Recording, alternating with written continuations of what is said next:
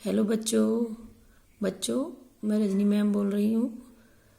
बच्चों हम सोशियोलॉजी में चैप्टर सेकंड पढ़ रहे थे, समाजशास्त्र में प्रयुक्त शब्दावली, संकल्पनाएं एवं उनका उपयोग। ठीक है, जिसमें हम इसका कुछ पोर्शन पढ़ चुके हैं। ठीक है, और मैंने आपको बताया था कि हम आगे पढ़ेंगे समूह का वर्गीकरण अथवा समूह के प्रकार। ठीक है, तो बच्चों आज हम स्टार्ट करते हैं समूह का वर्गीकरण अथवा समूह के प्रकार का विस्तृत वर्णन। ठीक है, इसमें हमने जो है 4 विद्वानों का वर्गीकरण लिया है। समनर द्वारा वर्गीकरण, मैकाइवर एवं पेज द्वारा वर्गीकरण, कूले द्वारा वर्गीकरण और नेक्स्ट लिया है हमने मिलर द्वारा वर्गीकरण। ठीक है बच्चों यहाँ मैं आपको बता देना चाह रही हूँ कि विभिन्न विद्वानों ने सामाजिक समूह का विभिन्न प्रकार से वर्गीकरण किया है, तब भी अभी तक जो है किसी सर्वमान्य वर्गीकरण को वे सब जो है प्रस्तुत नहीं कर सके हैं। समूह का वर्गीकरण हम अब डिटेल में पढ़ेंगे। सबसे पहले हम लेंगे समनर द्वारा वर्गीकरण। ठीक है, समनर ने समूह को निम्नलिखित 2 श्रेणियों में विभाजित किया है। ठीक है, अंतः समूह और बाह्य समूह। अंतः समूह यानी इन ग्रुप। इन ग्रुप का तात्पर्य उस समूह से है जिसके प्रति लोगों में हम की भावना पाई जाती है। ठीक है, हम की, मैं की।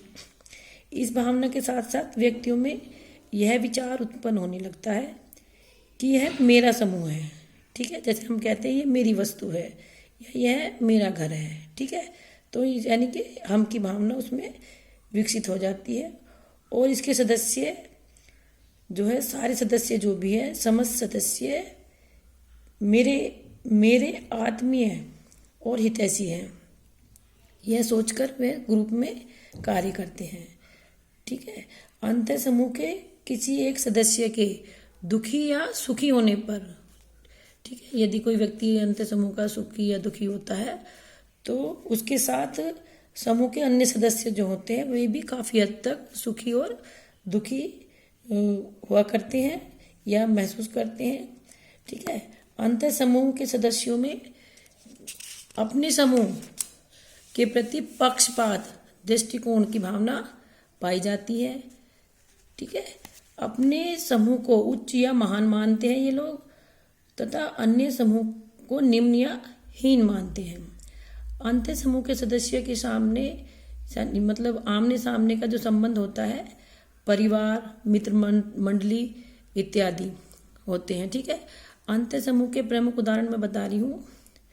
जैसे कि एक स्कूल में पढ़ने वाले बच्चे किसी अन्य स्कूल में पढ़ने वाले बच्चों के विरुद्ध एक अंतः समूह का निर्माण करते हैं।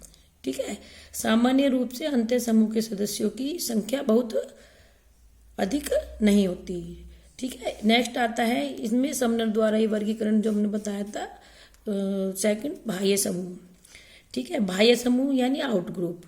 अंतः समूह के विपरीत विशेषताओं वाले समूह को जो है बाह्य ग्रुप कहा जाता है। व्यक्ति जहाँ अंतः समूह के प्रति प्रेम भावना रखता है, वहीं बाह्य समूह के प्रति द्वेष और घृणा की भावना रखता है।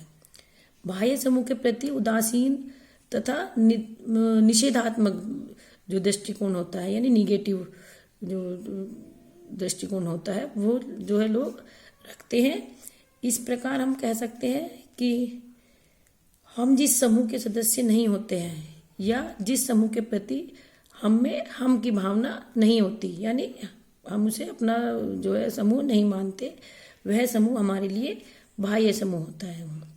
ठीक है, नेक्स्ट हम लेते हैं मैकाइवर व पेज द्वारा वर्गीकरण। बच्चों, मैकाइवर एवं पेज ने समूह को निम्नलिखित 3 श्रेणियों में यानी 3 भागों में विभाजित किया है। सबसे पहला आता है क्षेत्रीय समूह, दूसरा है हितों के प्रति चेतन समूह जिनका निश्चित संगठन नहीं होता, थर्ड आता है हितों के प्रति चेतन समूह, ठीक है, जिनका निश्चित संगठन होता है। सबसे पहले हम लेंगे क्षेत्रीय समूह। ठीक है, यह समूह निश्चित भूभाग में निवास करने वाले लोगों का होता है, जैसे गांव, नगर, राष्ट्र, जनजाति इत्यादि। ठीक है। क्षेत्रीय समूह का गठन निश्चित भूभाग में जो निवास करते हैं लोग, उनके हितों की पूर्ति के लिए होता है। ठीक है। सेकंड है हितों के प्रति चेतन समूह, जिनका निश्चित संगठन नहीं होता। ऐसे समूह का कोई निश्चित संगठन नहीं होता, परंतु इनके सदस्य अपने समूह के प्रति सचेत होते हैं। ठीक है। जैसे शरणार्थी समूह, जाति व वर्ग इसके उदाहरण हैं। थर्ड है हितों के प्रति चेतन समूह, जिनका निश्चित संगठन होता है।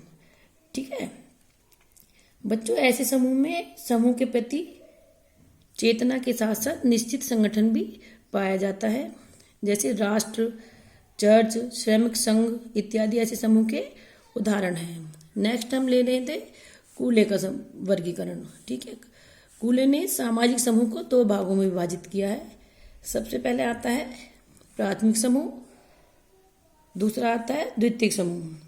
प्राथमिक समूह में बच्चों इस समूह के सदस्यों में आमने सामने का घनिष्ठ संबंध तथा सहयोग पाया जाता है। आकार सीमित होने के कारण सदस्यों में व्यक्तिगत एवं सहज संबंध पाए जाते हैं। परिवार, पड़ोस तथा क्रीड़ा समूह, जहाँ बच्चे खेलते हैं, ठीक है, इत्यादि इसके प्रमुख उदाहरण हैं। नेक्स्ट है इसमें द्वितीयक समूह। इन समूहों में प्राथमिक समूह के विपरीत लक्षण पाए जाते हैं। ठीक है, अपोजिट, अर्थात ये आकार में बड़े होते हैं तथा इनके सदस्यों में पारस्परिक सहयोग एवं घनिष्ठता का अभाव पाया जाता है। ठीक है। राष्ट्र, राजनीतिक दल, श्रमिक संघ इत्यादि ऐसे समूह के उदाहरण हैं। ठीक है बच्चों, नेक्स्ट हमने लिया था मिलर का वर्गीकरण। ठीक है। मिलर ने सामाजिक समूह को निम्नलिखित 2 श्रेणियों में बांटा है। सबसे पहले है लंबवत समूह। लंबवत समूह यानी कि ये समूह अनेक उपखंडों में विभाजित होते हैं तथा इन उपखंडों में ऊंच नीच, संस्तरण एवं सामाजिक दूरी पाई जाती है। वर्ण तथा जाति इसके उदाहरण हैं। ठीक है। अगला आता है इसमें समानांतर समूह। इन समूह के सदस्यों की परिस्थिति पर्याप्त सीमा तक एक समान होती है। श्रमिक वर्ग, छात्र वर्ग, ठीक है, जैसे कि आप हो इत्यादि ऐसे समूह के प्रमुख उदाहरण होते हैं। ठीक है बच्चों, इन सब